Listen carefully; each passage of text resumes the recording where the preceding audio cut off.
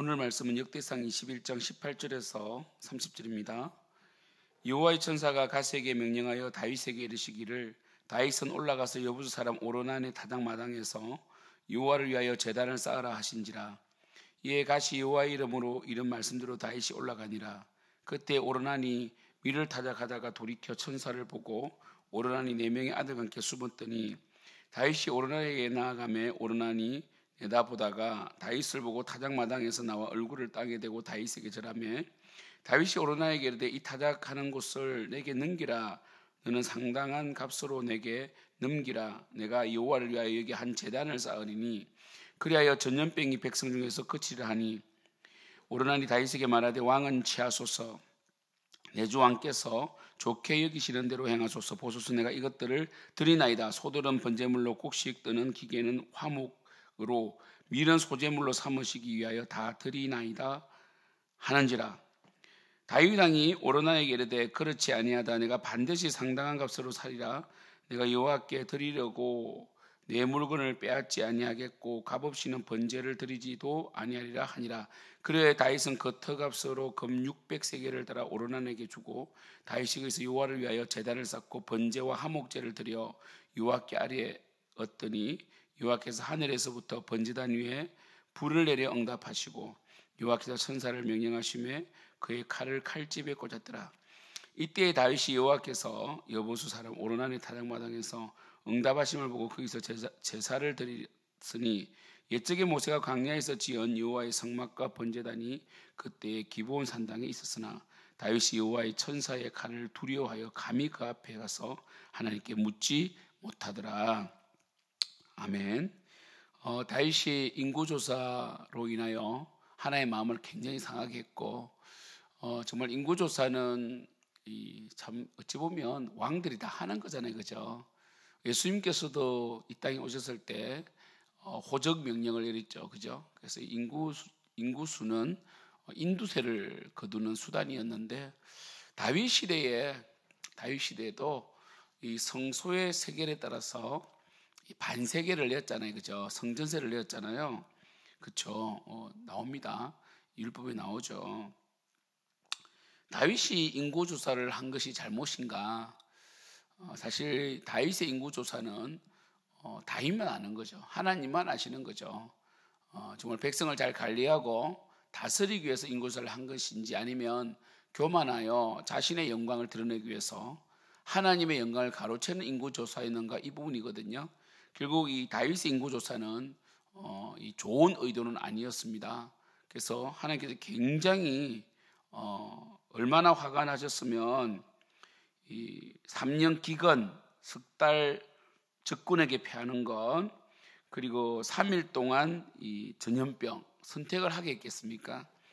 결국 다윗은 이 짧은 기간의 심판을 택했지만 다윗의 인구조사로 인하여 많은 백성 14절에 보면 21장 14절에 보면 7만 명이 죽게 됩니다. 7만 명 굉장히 많은 숫자죠, 그죠? 많이 죽게 돼요. 그래서 결국 하나님께서는 이 다윗에게 갓 선지자를 보내죠. 갓을 보내서 오르난의 타작마당에서 제단을 쌓으라. 화목 제물을, 속죄 제물을, 그리고 번제를 드리겠죠. 제사를 하나로 드리는 경우는 없습니다. 보통 이 하나님께 드리는 예배, 우리가 주일날 드리는 예배가 다 모든 제사를 포함하고 있죠. 중요한 것은 다윗이 이 하나님의 이 선지자의 말씀을 들었다는 거죠. 그래서 오르난의 타작마당, 아라우나라고 되어 있죠, 그죠? 우리 사무엘하는 이 오르난의 타작마당으로 가니까 밀을 타작하고 있다, 이렇게 되어 있죠. 그래서 이 오르나에게 나아가니까 이 다윗이 이 타작마당을 사고 싶다, 이 통째로 사고 싶다는 거죠. 왜냐하면 이 하나님의 인재가 있는 곳이니까 통째로 사서 하나님께 드리고 싶은 거죠, 그죠? 그렇게 말하니까 오르난이 뭐라고 그럽니까? 그냥 취하라고 그랬어요. 그냥 취해라 그러면서 소들은 23절에 보면 소들은 번제물로 곡식 뜨는 기계는 화목으로 밀은 소제물로 삼으라, 이렇게 삼으십시오라고 말했다는 거죠, 그죠? 이걸 통해서 우리가 뭘 알 수 있느냐 하면 오르난은 이방인이에요. 이방인입니다. 그러나 그는 하나님의 제사를 이해하고 싶다는 거죠. 보십시오. 오르난의 고백을 보면 그 입술에서 화목 제물이 나오고 소제가 나오잖아요. 밀추수를 하고 있었죠. 밀타작을 했다는 것은 첫 열매예요. 밀타작에서 첫 열매를 오르난이 하나님께 드리도록 했다는 거죠. 그리고 그는 이 화목 제물과 번제의 소제의 이 의미를 알고 있었다는 거거든요. 그러나 다윗은 이 하나님께 속죄하는 자로서 어떻게 값없이 취할 수 있는가? 그래서 그는 이 오르난의 타작마당을 사게 되는데 그 턱값으로 금 600세겔을 달아줍니다. 굉장히 많은 돈입니다. 나중에 사마리아를 오므리가 살 때 6,000세겔을 달아주거든요. 그 조그만 땅 하나를 600세겔에 달아줬다는 것은 이 값을 치름, 이게 그죠? 이게 물음이죠, 물음. 세티오 팍시오라고 이 라틴어로. 그게 이 물음이죠. 값을 치렀다. 이 백성들의 그러니까 다윗의 죄가 대표성의 원리로 백성들도 그 피해를 입었죠, 그죠? 값을 치렀다는 거예요. 그래서 600세겔을 달았다는 건 굉장히 많이 달아줬다는 거죠. 다윗은 정확히 값을 치렀고 그곳에서 26절에 보면 제단을 쌓고, 이거 제단을 쌓은 겁니다. 여러분 아시다시피 이 제단을 쌓을 때는 돌을 정으로 쪼면 안 되고 자연석을 찾아가지고 쌓아야 돼요. 그래서 해보니까 거의 하루 종일 걸린다는 말이 있잖아요. 우리가 실제로 해보니까 제단을 쌓고 번제를 드립니다. 번제는 헌신이죠. 화목제물이 중요합니다. 화목제는 예수님께서 화목제물이 되셨잖아요. 화목제물은 죄사함을 포함하고 있습니다. 그죠? 이 용서가 포함되는 거죠. 그죠? 그래서 번제와 화목제를 드려 여호와께 아뢰었더니 여호와께서 하늘에서부터 번제단 위에 불을 내려 응답하셨다. 여호와께서 천사를 명령하시며 그가 칼을 칼집에 꽂았더라, 이렇게 되어 있습니다. 그리고 이 다윗은 책임 있는 행동을 했고, 오르난도 이방인이었지만 이 이스라엘을 위하여 기꺼이 헌신을 했다. 물론 다윗이 값을 치렀지만 그 태도 자체가 헌신이죠. 그래서 이 역대상은 다양한 헌신을 이야기합니다. 우리가 이 용사들, 세 용사가 있었죠. 우리 목요일날 세 용사가 있었죠, 그렇죠? 그리고 요압과 아비새, 그리고 오르난, 이렇게 이방인까지도 다윗 왕국을 건설하는 데 있어서 하나님 나라를 세우는 데 헌신하였다라고 볼 수 있고요. 그 다음에 28절, 이에 다윗이 여호와께 여부수 사람 오르난의 타작마당에서 응답하시는 보고 거기서 제사를 드렸단 말이에요. 이 오르난의 타작마당이 성전터가 됩니다. 솔로몬이 이 터 위에 다윗이 600세겔을 달아서 오르난에게 샀기 때문에 이 터 위에 이제 성전이 건축됩니다. 성전터까지 산 거죠. 결국 다윗은 인구조사로 인하여 분명 그는 인구조사로 실수를 했지만 하나님의 말씀에 순종했고 회개함으로 성전터까지 예비하는 결과를 낳게 됩니다. 그래서 이 오르난의 타작마당은 이 아브라함이 이삭을 바쳤던 모리아산입니다. 그래서 이 모리아산, 이삭이 예수님의 예표 아닙니까, 그죠? 그래서 참 이 모리아산이 이렇게 성전터가 되었다, 이렇게 보시면 되고요. 그 다음에 옛적에 모세가 광야에서 지은 여호와의 성막과 번제단이 그때 기브온 산당에 있었다 그랬죠. 그 기브온은 굉장히 넓은 지역입니다. 그래서 그곳에 이 휘장으로 가려져 있는 성전이 있었습니다. 그렇죠. 그래서 이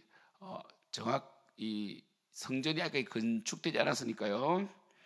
3절, 다윗이 여호와의 천사의 칼을 두려워해 감히 그 앞에 가서 하나님께 묻지 못하더라라고 되어 있습니다.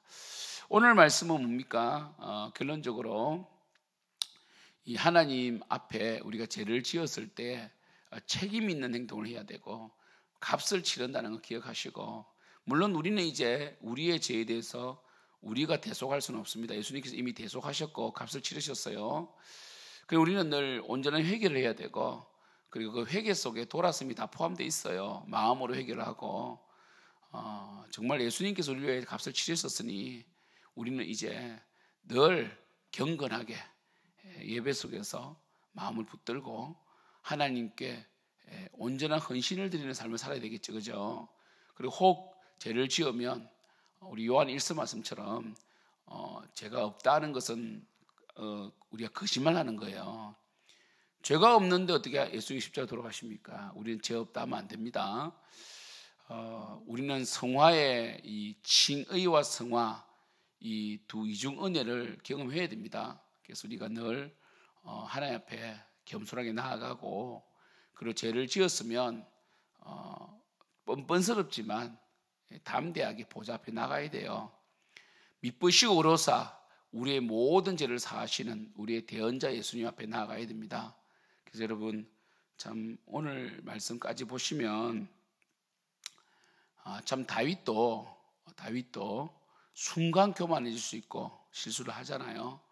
다윗의 위대한 점은 그래도 선지자의 말을 듣는 거거든요. 오늘 토요일인데 우리 내일 주일날 말씀을 들어야 됩니다. 또 회개도 하고 또 헌신도 드리고, 이 예배 속에 다 포함되어 있거든요. 헌신도 드리고 회개도 하고 하나님과 화목도 하고 내일 예배를 잘 준비했으면 좋겠습니다. 정말 우리가 참 죄를 짓지 말아야 되지만 때로는 연약하여 실수하고 넘어진다 할지라도 늘 하나님께로 향하고 하나님께 달려가는, 그래서 어거스틴이 그 말했어요. 죄를 지은 우리가 어디로 피할 거냐는 거죠. 아담이 죄를 짓고 숨었잖아요. 하나님 모르시겠어요? 하나님 눈을 어떻게 피하겠습니까? 그래서 어거스틴이 뭐라고 했냐면 위대한 말을 해요. 바빙크가 그걸 인용하는데 차라리 하나님께로 피하라라고 돼 있어요. 죄를 지으면 도망가면 안 돼요. 하나님께로 피해야 돼요. 이게 핵심입니다. 여러분 내일 하나님께로 피하는 여러분 되기를 축복합니다. 여러분 성령 충만하십시오. 죄를 지으면 이렇게 할 일이 많아요. 죄를 지으면 이렇게 귀찮잖아요. 죄 짓고 나면 그것이 회복되는데 너무 오랜 시간이 걸려요. 그럼 뭡니까? 내 영혼이 피폐해지죠. 하나님을 섬기는 그 시간을 허비하게 되죠. 병들죠. 차라리 하나님을 섬기고 성령 충만하여 주님께 쓰임받고 복받는 게 안 낫겠습니까? 여러분 우리 깨어 있읍시다. 내일 예배를 잘 준비합시다. 기도하겠습니다. 하나님 내일 예배를 잘 준비하고 깨어 있게 하시고 아버지 영광이 될 수 있도록 역사하여 주시옵소서. 감사하고 예수님의 이름으로 기도드립니다. 아멘.